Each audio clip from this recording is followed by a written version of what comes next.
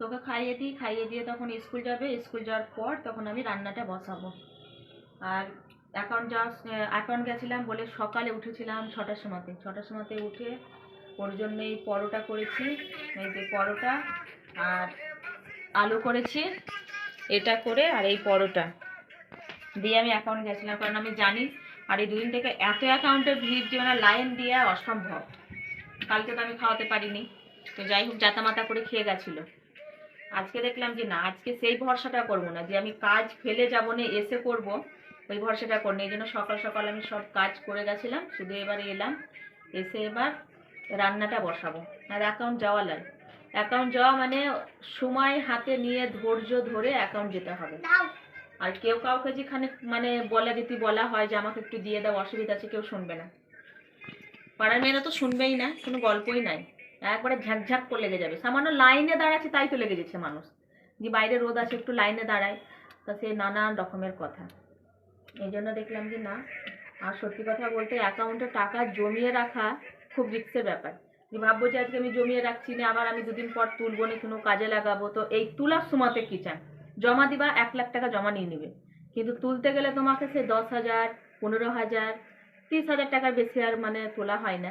এটা একটা সমস্যা। এই জন্য ভেবেছি আর অ্যাকাউন্টে টাকা পয়সা জমাবো না, মানে ঢুকবে ফটাফট তুলে এনে আলমারিতে একটা মানে অ্যাকাউন্ট হিসাবে ওখানে ভরে রাখতে হবে।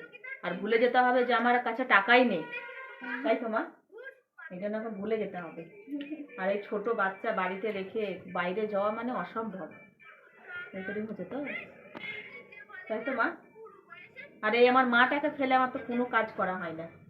এই যে কত বছর বয়স হলো তোমার?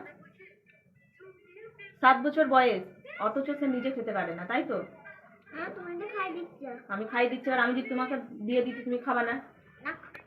তোমার এই হাতে তো তুমি খেতেই জানো না, এই জন্য লাল লাল দেখো, হাতটা দেখাও, এ দেখো, না খাওয়ার কারণের হাতের দশা দেখো। হুম, এমনকি ডাক্তারখানা নিয়ে গেলে বলে যে কি কিছুই করে না হাতে, একদম পুরো লাল লাল হয়ে থাকে, পিঙ্কি পিঙ্কি। এটা লাল, এটা আলতা লেগে গেছে, এটা আলতা লেগে গেছে, তাই তো? আর আমি আজকে খাওয়ালাম, দুপুরের ভাত কিন্তু নিজে খেতে হবে, খাবে তো? দুপুরের ভাত নিজে খাওয়াবে, দেখাবো দুপুরের ভাত কেমন করে নিজে খাইছে।